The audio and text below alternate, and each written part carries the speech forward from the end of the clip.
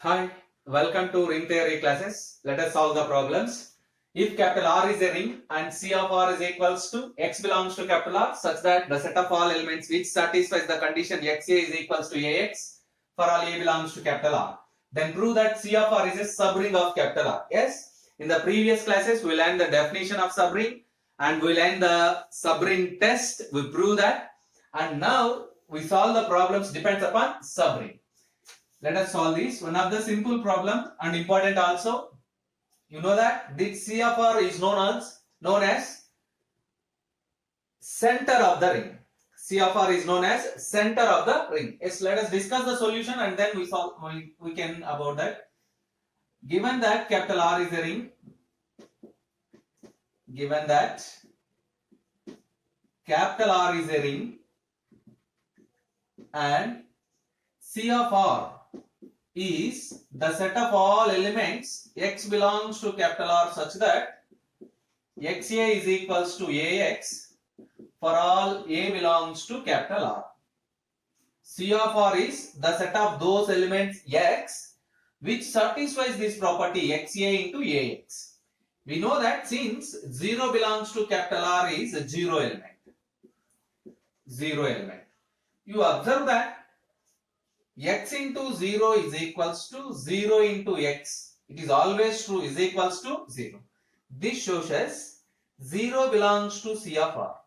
0 belongs to C of R. Those elements which satisfies this condition, they must belongs to C of R. If you understand too difficult this, you can write like this. The same condition you can write like this. Instead of A, you can write 0. Instead of X, you write 0. 0 into A is equals to A into 0 is equals to 0. This shows us that 0 belongs to capital R. The element X belongs to capital R means XA is equals to AX. Like that, 0 into A is equals to A into 0. 0 belongs to C of R. This shows us C of R is non-empty. C of R is non-empty. C of R contains at least 0 element. C of R contains at least 0 element. Yes, let us extend. Take any two elements X comma Y belongs to. Let us take any two elements X comma Y belongs to C of R.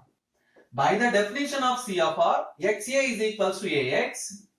XA is equals to AX and YA is equals to AY for all A belongs to capital R. For all A belongs to capital R.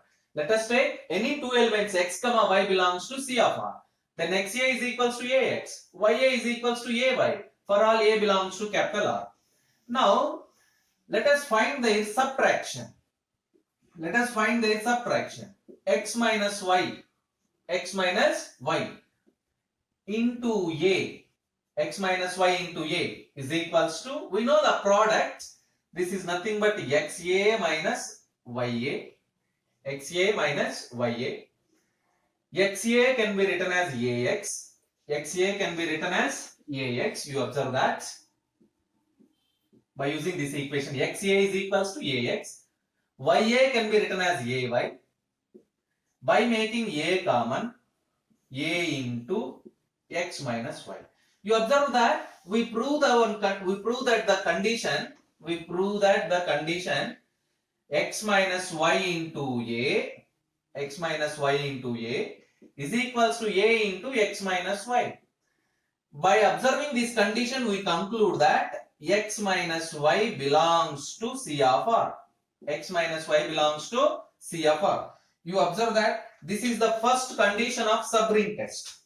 X minus Y belongs to C of R is the first condition of the subring test. For all X comma Y belongs to C of R. Already we take that X comma Y belongs to C of R.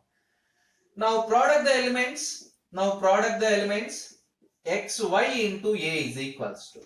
Apply the associative axiom. X into YA. X into YA. What is YA? AY. Apply that axiom. X into AY. X into AY. Again apply the associative axiom. You can write XA into Y. What is XA? AX.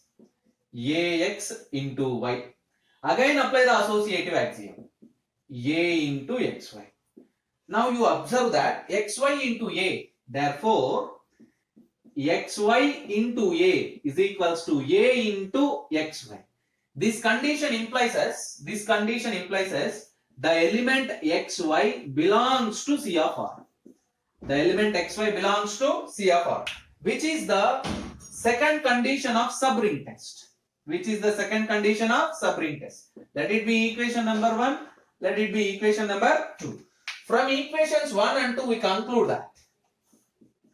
From equations 1 and 2, we have C of R is a subring. C of R is a subring of capital R. C of R is a subring of capital R. Observe that.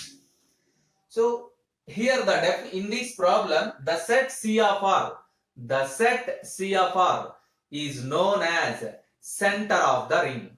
The set C of R is known as center of the ring. This completes the solution. Yes, this concludes the solution. Let us see the definition. The set C of R is equals to the set of all elements x belongs to capital R such that xa is equals to ax for all a belongs to capital R is called center of the ring. Yes, in the normal subgroups we learn about center of the group. Here we learn about center of the ring. Learn this definition. The set C of R is equals to x belongs to capital R such that xa is equals to ax for all a belongs to capital R is called the center of the ring capital R. Yes. Let us go for next problem.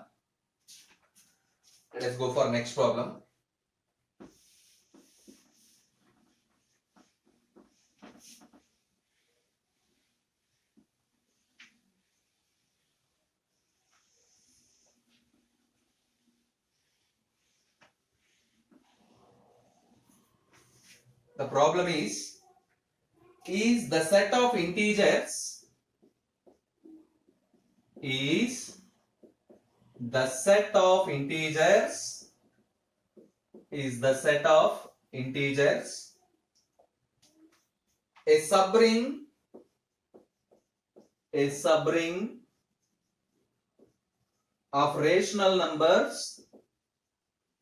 a subring of rational numbers with respect to usual addition and multiplication. Usual addition and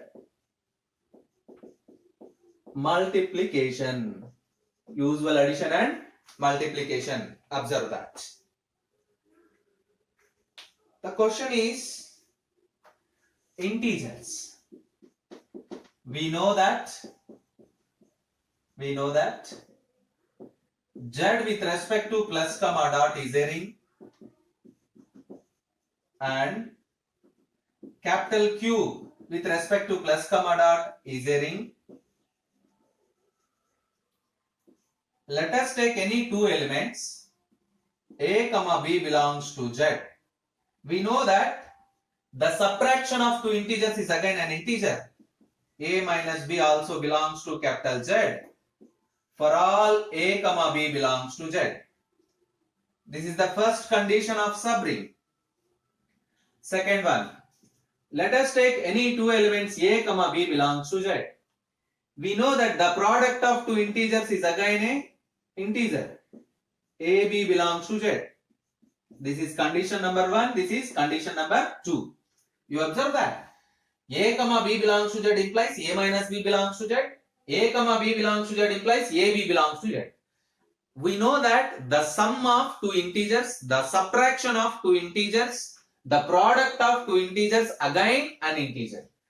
Equation 1 and 2 are the necessary and sufficient conditions for a set to be a subring. From equations 1 and 2, we conclude that z with respect to plus comma dot is a subring of z with respect to plus comma dot is a subring of q with respect to plus comma dot. Because it is very clear z is subset to q. Always the set of integers z is always subset to q. Remember that fact. Z is always subset to q and z satisfies both the conditions of subring test. Therefore, z with respect to plus comma dot is a subring of q with respect to plus comma dot. Let us go for next problem. If capital R is a ring of integers, next problem. If capital R is the ring of integers, if capital R is the ring of integers, then prove that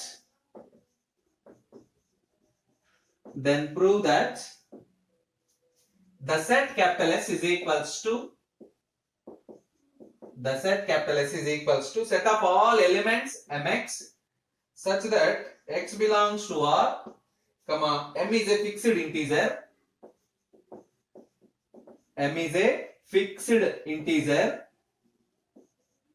is a subring of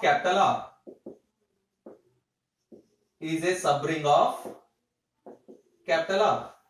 Observe the problem. It is easy to solve. The question is capital R is ring of integers. And they define a set capital S consisting those elements mx. I mean multiples of m. Multiples of x. M is a fixed integer and x is a variable. Multiples of x. Show that set capital S is a subring of capital R. Yes, let us prove that. Solution. Capital R is equals to z with respect to plus comma dot is a ring of integers. And the set capital S is defined by S is equals to the set of all elements mx such that x belongs to capital R, comma m is a fixed integer. We have to show that S is a subring of capital R. It is very clear 0 can be written as m into 0. So m into 0 is clearly belongs to S. This shows as 0 belongs to S. This shows as S is non-empty. S contains at least one element, 0 element. Now let us take any two elements A, B belongs to S. The elements A, B belongs to S means the elements can be expressible like this. A is equals to mx, B is equals to my, where x, y belongs to z, x, y belongs to R. R is nothing but z here. Now there is subtraction. A minus B is equals to mx minus my, which is equals to m into x minus y. We know that the subtraction of two rings is again the subtraction of two integers is again an integer. You write it as mz. Clearly, this is in the form of mx. Mz belongs to S. Therefore, we conclude that A minus B belongs to S for all A, B belongs to S. This is the first property of subring. Let us go for second one. Now product the elements AB. AB is equals to mx into my. This is nothing but m into mxy. M is an integer, x is integer, y is also an integer. The product of three integers is again an integer. Let it be u, where u is equals to again mxy. You observe that again this is in the form of mx. Therefore, AB is equals to mu, which belongs to S. Therefore, we conclude that AB belongs to S for all A comma B belongs to S. This is nothing but second condition of the subring. This is nothing but second condition of the subring. This is first one. And this condition is number 2. From equations 1 and 2, they are the necessary and sufficient conditions for a non-empty set to be a subring. Equation 1 and 2 are the necessary and sufficient conditions for a non-empty set to be a subring. From equations 1 and 2, we conclude that capital S is a subring of capital R. Capital S is a subring of capital R. Observe that. All the problems depends upon the subring test. Learn the subring test and statement and proof as well as. Let us go for next problem.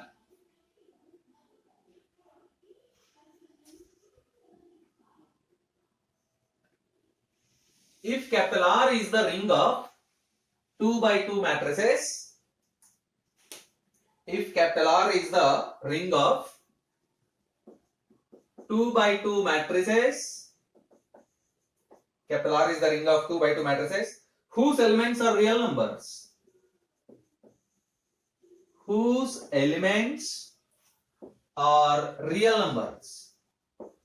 Whose elements are real numbers? Prove that the set capital S is equals to, prove that the set capital S is equals to set of all 2 by 2 matrices which are in this form A0, B0 such that A comma B belongs to R is a subring of capital R. Is a subring of capital R. Let us prove this statement. You observe that capital R is a ring of 2 by 2 matrices whose elements are real numbers. Whose elements are real numbers. Capital S is the set of those elements or those matrices which are in this form A0, B0 where A comma B belongs to capital R. You have to show that this capital S is a subring of capital R. Capital S is a subring of capital R. Let us prove that. Solution. Given that capital R is the ring of 2 by 2 matrices, 2 by 2 matrices whose elements are real numbers. Whose elements are real numbers. Yes. And capital S is equals to the set of those elements A0, B0 such that A comma B belongs to R. Clearly S is subset to R. S is subset to R. Let us take any two elements from S. Let capital A comma B belongs to S. Then capital A can be written as A10, B10. Capital B can be written as A20, B20, where A1, A2, B1, B2 belongs to the set of real numbers R. Now the first condition A minus B is equals to, this is very simple, A10, B10 minus A20, B20 which is equals to A1 minus A20, B1 minus B2, 0. A1 minus A2 treated as A3. You observe that A30, B30, where A3 is equals to A1 minus A2, B3 is equals to B1 minus B2. They are very clearly belongs to R. You observe that A minus B is in the form of A0, B0, A30, B30. So we conclude that clearly A minus B belongs to S. Clearly A minus B belongs to S. Therefore, A minus B belongs to S for all A comma B belongs to S. This is the first condition. Now product them. AB is equals to A10, B10 into A20, B20 by multiplying the matrices we get. By multiplying the matrices we get A1, A2 plus 0. A1, A2, 0, 0. You get 0. B1, A2 again 0. Which is again clearly in the form of A0, B0. This is a 2 by 2 matrix whose elements are the elements in the first column. In the second column only zeros we have belongs to S. Therefore we conclude that A minus B belongs to S for all A comma B belongs to S. You observe that here the elements capital letters, matrices. Always matrices are denoted by capital letters and their elements are denoted by small letters. Remember that fact. This is point number 1, which is the first condition of subring. This is point number 2, which is the second condition of subring. From equations 1 and 2. From equations 1 and 2, we conclude that capital S is a subring of capital R. Capital S is a subring of capital R. Observe that.